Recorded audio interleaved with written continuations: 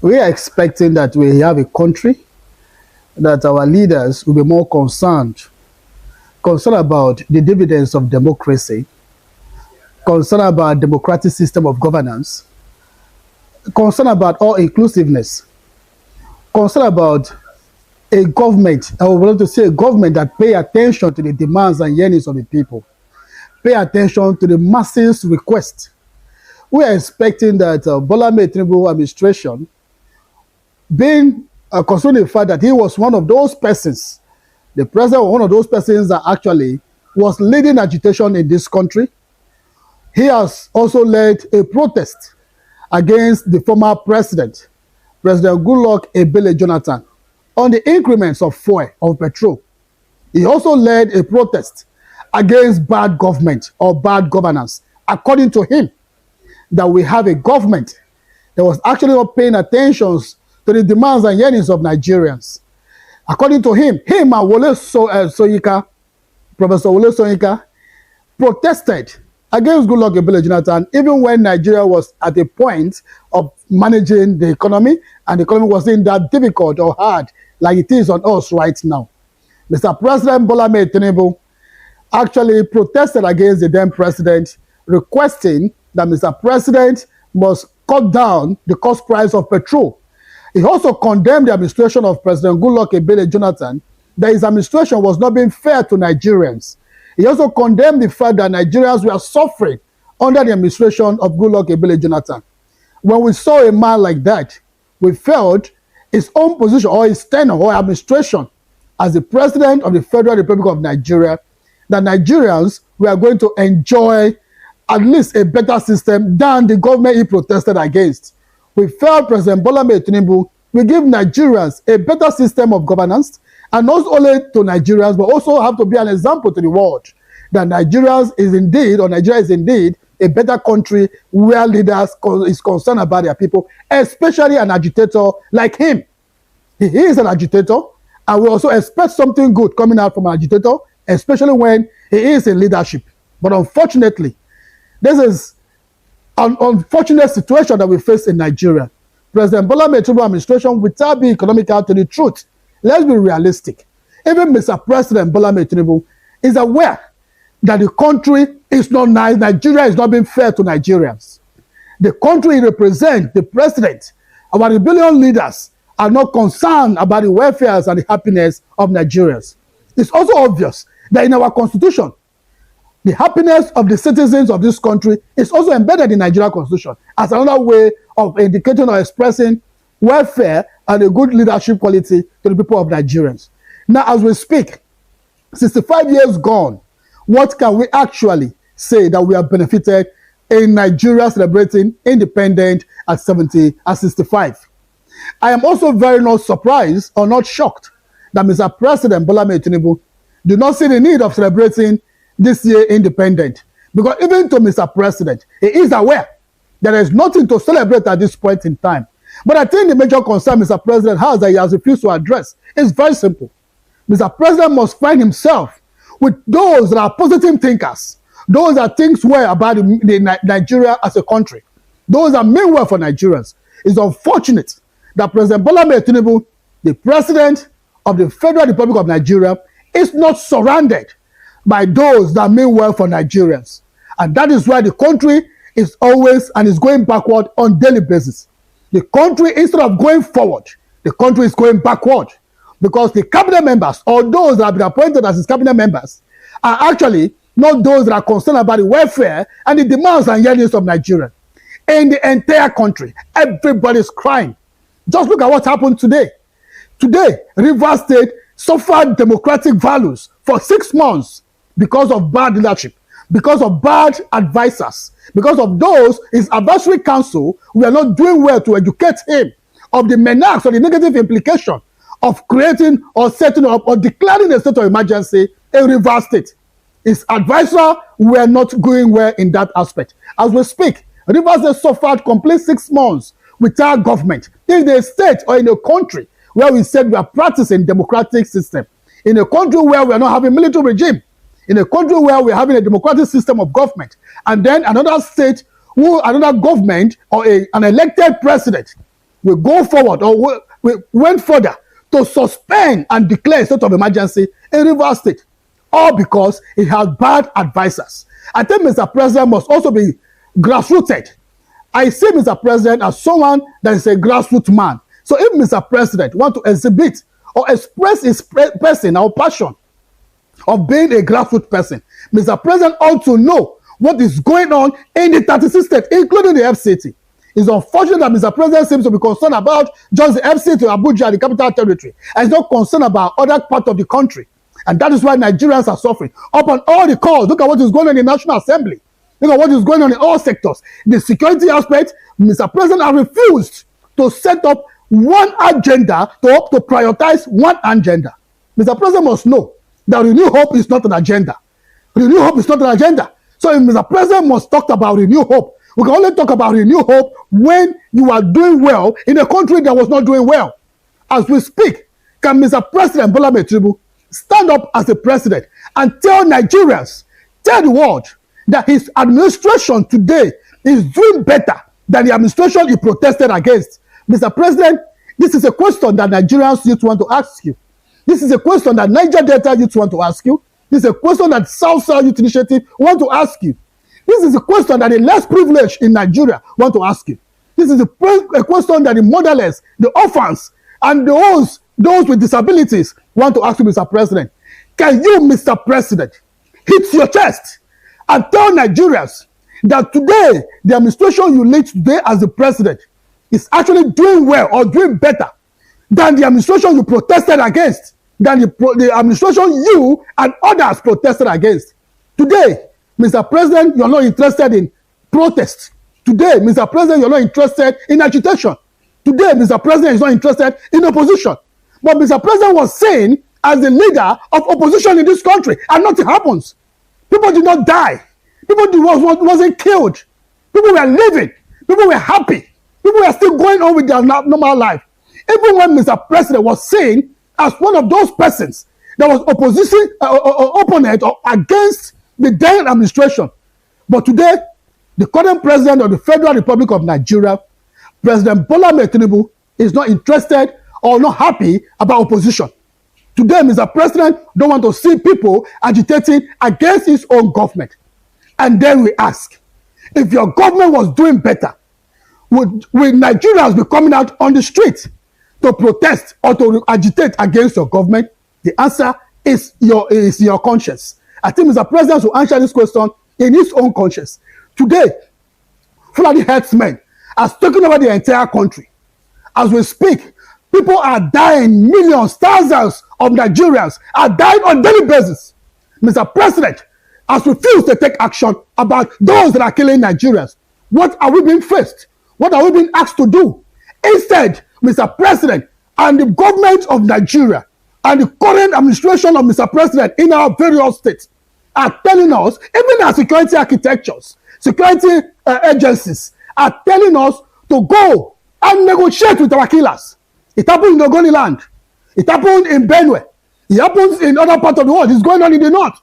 And what are we being faced? What are we asking? What have been asked to do? What we have been asking to do is that we should go and negotiate with our killers. We should go and dialogue with our killers. What then is the fate of Nigerians in the hands of the current administration? Mr. President must realize that Nigerians are not happy. Mr. President must realize that indeed Nigerians will concentrate or will imitate what is going on in other parts of the world. As we speak, we are not happy. Nigerians are not happy. This is 65 years of independence. What can we be able to celebrate in this country? We are responsible. We are the owner of the crude. Yet, no working refineries in this country. We have crude that is coming from Nigeria. This is our product. This is what we produce.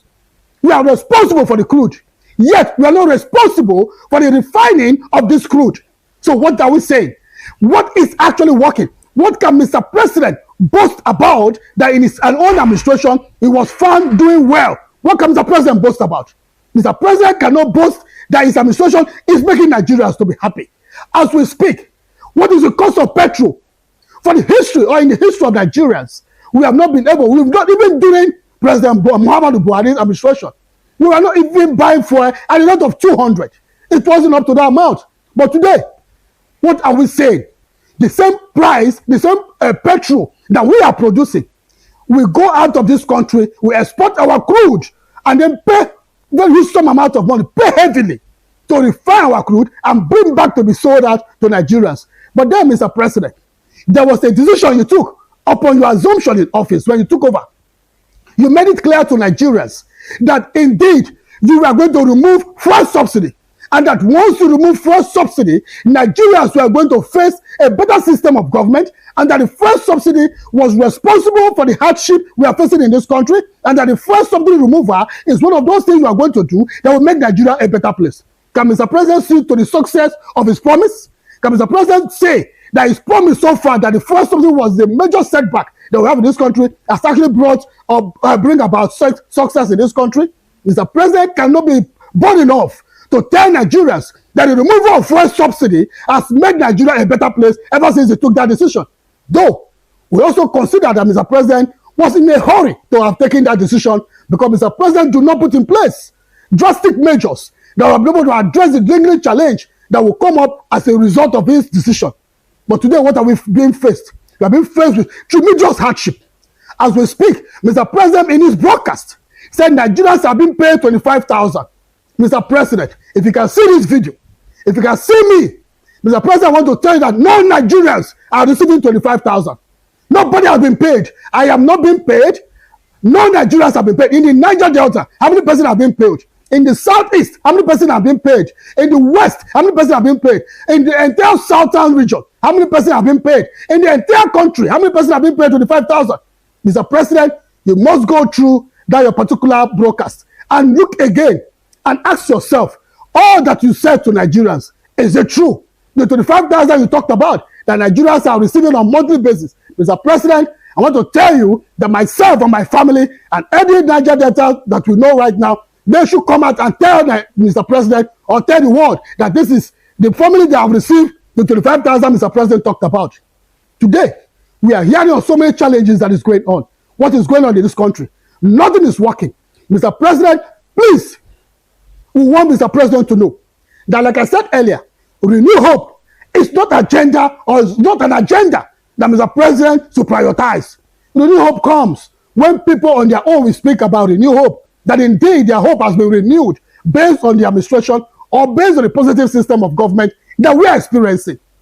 At this point, can we actually say that the Renew Hope Mr. President preached and is being talked about in the 36 state amongst his supporters, that this Renew Hope is actually meeting up his target? No, there is nothing like Renew Hope. Renew Hope is not an agenda, Mr. President. Mr. President, you must prioritize first security.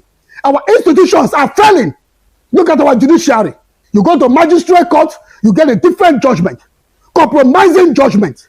How then do we speak about an institution when our judiciary has compromised in its judgment? When our judiciary has compromised with justice, there is no justice that can be given to the poor. Now the court is now a Father Christmas.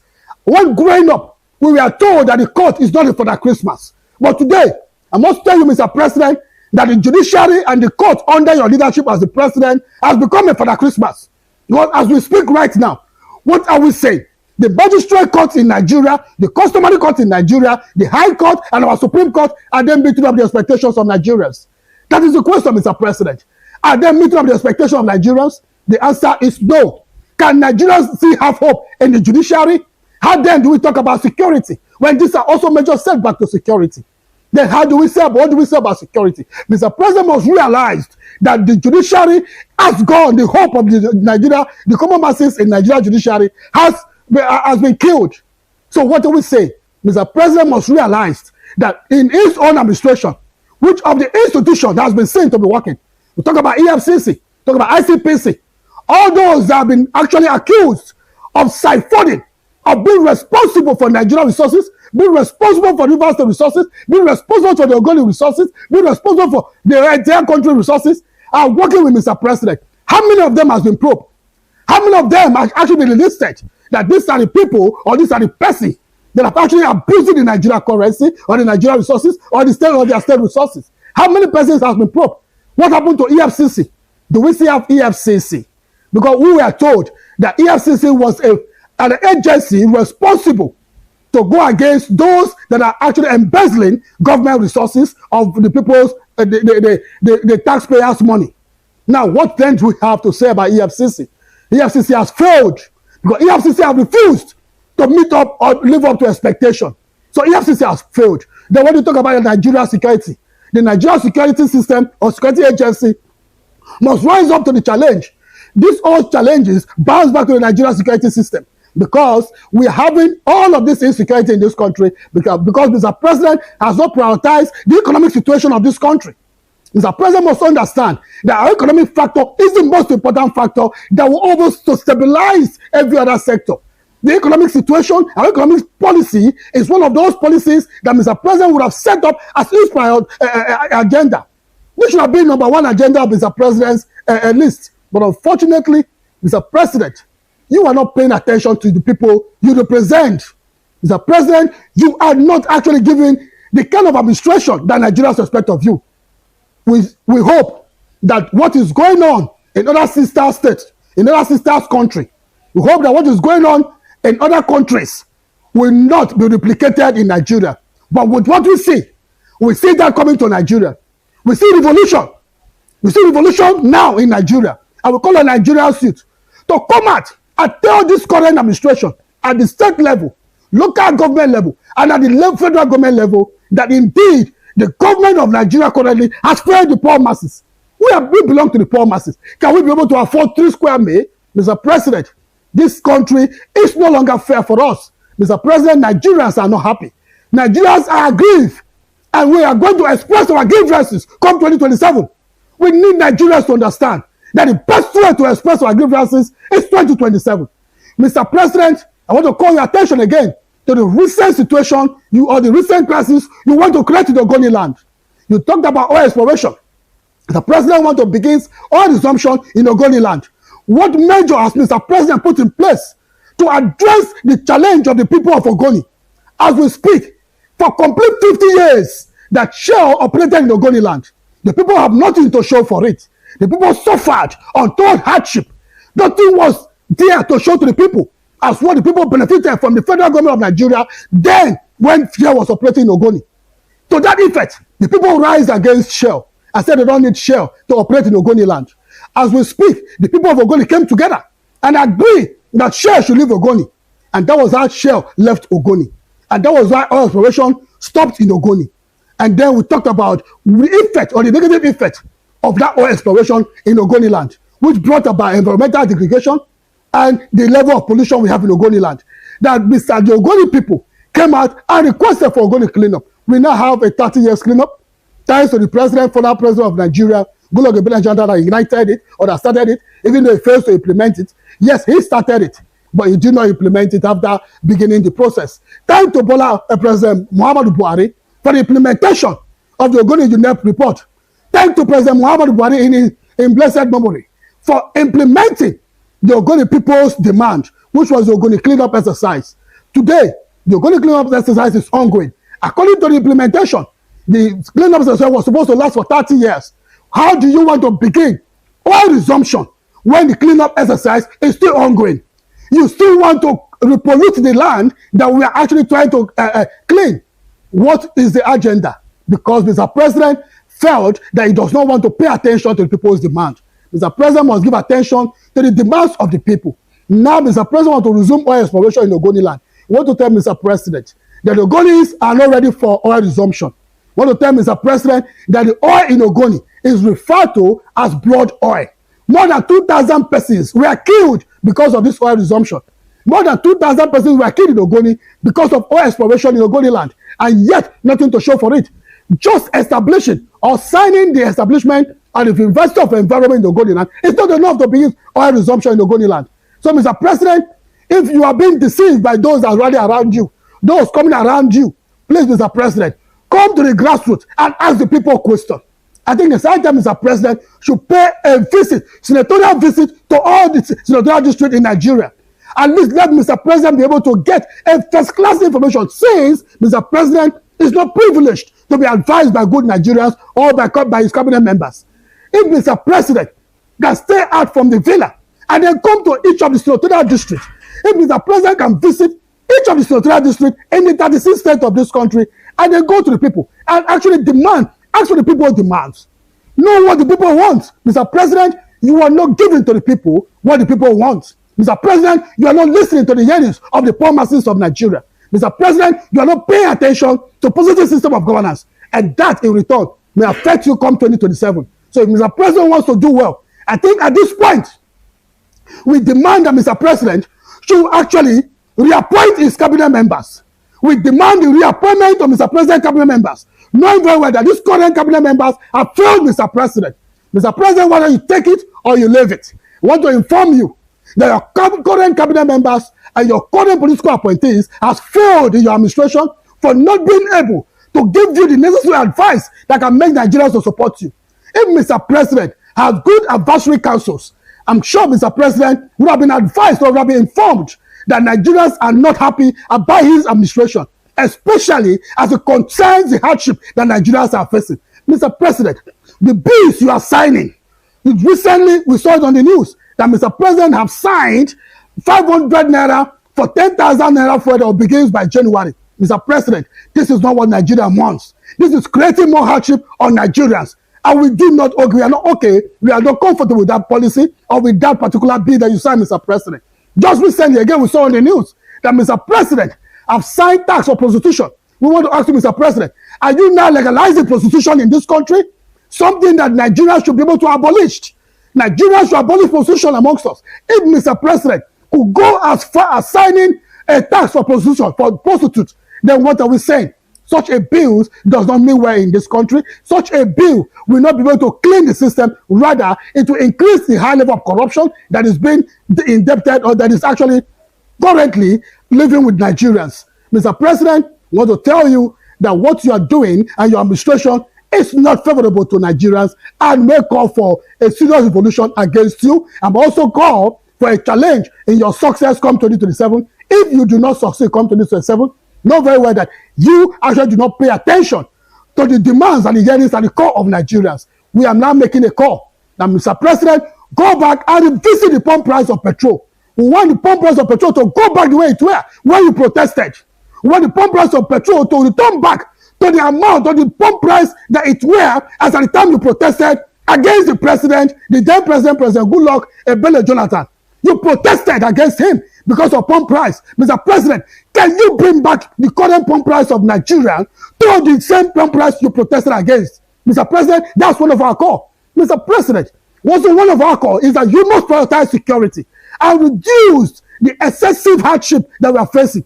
Prioritize security and reduce the killings that is going on in Nigeria, in all parts of this country. Mr. President, are you not aware? Or it's because none of your loved ones have been killed in the current crisis? Mr. President, you must be aware that Nigerians are being killed on a daily basis, and yet you are Mr. President. How do you feel? Go to the other part of the world to represent Nigerians and say Nigeria is corruption-free, when you know very well that indeed what you said there is not what is going on in this country. How then do you feel about that, Mr. President? Mr. President, one of those things that those of us that are your children wanted from you was to set a legacy that can speak for you in your absence, that set a legacy that can speak for you in the future. Mr. President, what is your legacy? What is the legacy you are going to leave behind? Is it that you said a Milokon that it is your turn and you become the president? Is that the legacy? Mr. President, Nigerians and the poor masses of this country are telling you that that indeed is not a legacy for you to leave behind. Because the only legacy that we see at this point is that, Mr. President, you said it's your turn and you successfully emerged as the president in Milokon. That's not the legacy, Mr. President. Mr. President, one of the legacies you are going to leave behind for Nigerians is to prioritize the happiness of Nigerians, is to prioritize the welfare of Nigerians, is to prioritize the success of Nigerians, is to create Nigeria as a country where other investors and entrepreneurs, like the youth of this country, will be able to do well without politics, create a conducive atmosphere for Nigeria's youth to strive without being involved in politics, create a conducive atmosphere that Nigeria's youth, the motherless, the orphans, the disabled, and the all poor Nigerians can be able to live and then have a better system of government. Create a Nigeria, Mr. President, where our institution will be stronger than individual. As we speak, our individuals are stronger than our institution. That's what we are facing right now, Mr. President. So at this point, Mr. President, I want to sincerely say that you still have another independent year to celebrate in your first tenure. Mr. President, ensure and make sure that the next celebration of the Nigeria being 66, Nigeria at 66 will be better than Nigeria at 65. Mr. President, if Nigeria at 66 will be better than Nigeria at 65, then we can say you are ready for 2027 election. But for now, Mr. President, you are not ready for 2027 election. And you must think of what to do to reappoint your cabinet members, dissolve your cabinet members, dissolve your ministers, dissolve your appointees, and bring on board those cabinet members, ministers, appointees that will actually give you the right advice that will make you succeed come 2027. We want to tell Mr. President, with this current footstep you are leading, with the current administration, Mr. President, it will be very difficult for you come 2027 if you continue in this particular position you are taking. On October 1, 1960, Nigeria gained independence to a global acclaim as an emerging African economic and political power. Such was the potential that the Time magazine predicted the rise of a true African superpower that will lead the continent with pride. Our founding fathers fought for independence with confidence, passion, and determination to build a prosperous Nigeria that will stand alongside the world's most advanced nations. Unfortunately, the tragic failure of leadership derailed this vision. Yet, despite the setbacks, Nigeria has always shown resilience. In 1999, we overcame military dictatorship and restored democracy, beginning a renewed journey towards prosperity, freedom, and justice. That journey helped us to build Africa's largest economy and strengthened our democratic journey. But over the last decade, under APC incompetent, divisive, and corrupt leadership, Nigeria has been greatly diminished. In 2007, our total debt was about 2.5 trillion. Only about 10% of our GDP, after President Obasanjo's government have successfully secured debt forgiveness of over $30 billion. By 2014, Nigeria had become Africa's largest economy and was primed to achieve middle income status. In 2015, for the first time, a ruling party was defeated in a presidential election, marking another milestone for our democratic journey. Today, the picture is bleak. Our total debt stands at about 170 trillion, nearly 50% of our GDP, without any improvement in our productive sector. Nigeria has now fallen to the fourth largest economy in Africa, behind South Africa, Egypt, and Algeria.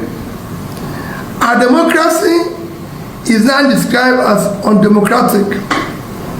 In just 1 year of this administration, 15 million Nigerians were pushed into acute poverty. Today, more than 150 million Nigerians lack access to basic health, education, water, and sanitation.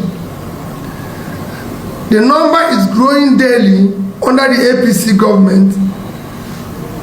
that pursues brutal revenue-driven policies while ignoring the people's welfare. Good day to our viewers all over the world and welcome back to Local Journal. I don't know why Nigerians are not lucky enough with good leaders.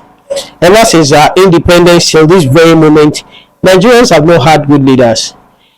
The leaders we've had are people who will promise in their manifesto that they will come to power and help the masses and bring about development and put Nigeria on the world map. But the thing is this, the moment they get to power and they get to that seat, everything changes.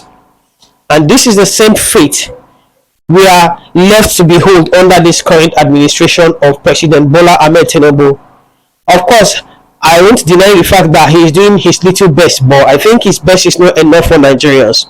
Because as we speak, Nigerians are not smiling at all.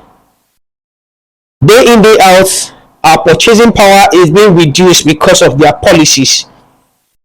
And yet, they still keep on planning on how to tax Nigerians on the meager resources they are left to kind of deal with.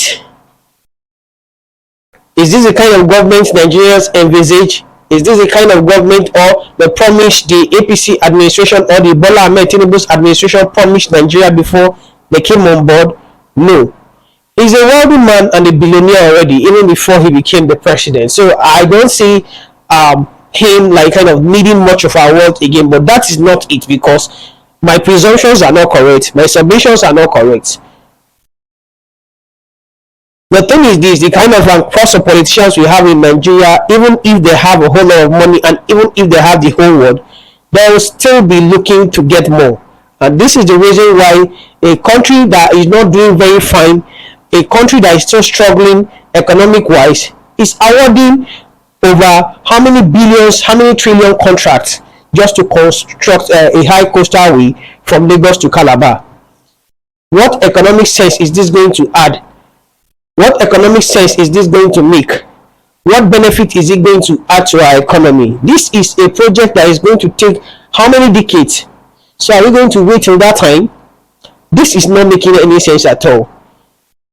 There are places they channel this money to that will make more sense than channeling it into that as a project that might not even be completed.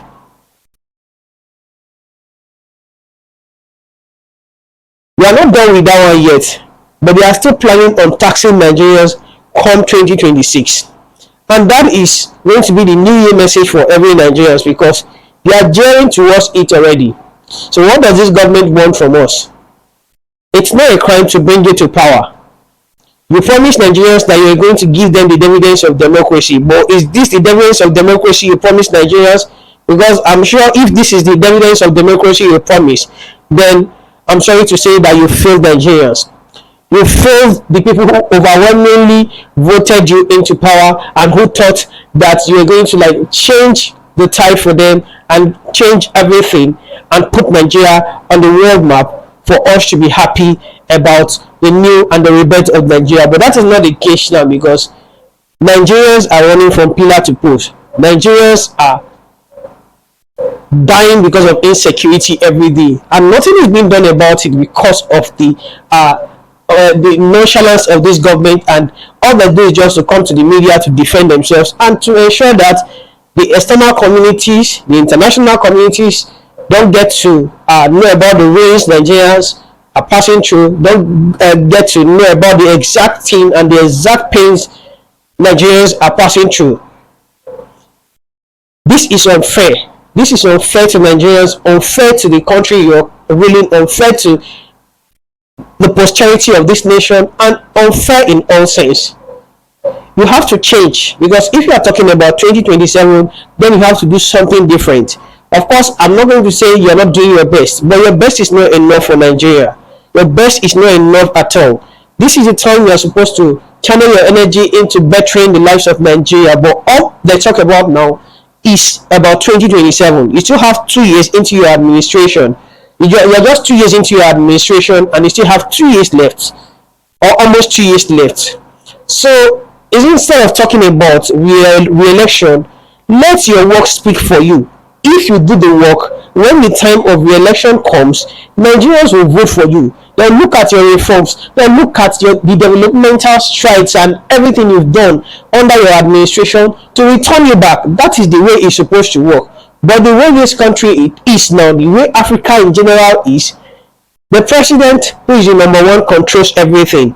If the man who was not in power said it was his time and it was his turn and he was able to like muscle his way to power, got it, is it now that is in hold of power, even if the North are trying to? My concern is not even about the North, because everything we are passing through was brought upon us today by this same modern political heavyweight. So I don't give anything, I don't really care about how I feel about this government. All we want is for the current administration to give Nigerians the dividends of democracy, to ensure that every Nigerian smiles at their reforms and all they are doing. I know the reform is not going to affect all Nigerians in the same way, but the thing is this: when the reform affects the masses positively, and that's overwhelmingly, of course everybody will start singing your praise. Of course everybody will start gearing up for your re-election. But when Nigeria is bastardized by insecurity, all types of vices that is shortening their lives, and every kind of pains and all of that, from the government to the bandits and all of that, there is no way Nigerians will be happy about your government. This was the same thing we said during Goodluck Jonathan's administration. That is the same fate befalling you today. But of course, we don't want that to befall you, because in as much as some of us don't vote you, we want you to succeed, because if you succeed, Nigeria will succeed. This is all I have to say. Can you drop what you have to say in the comment section? And if today is your first time to visit our channel, please kindly like, share, and subscribe to our channel.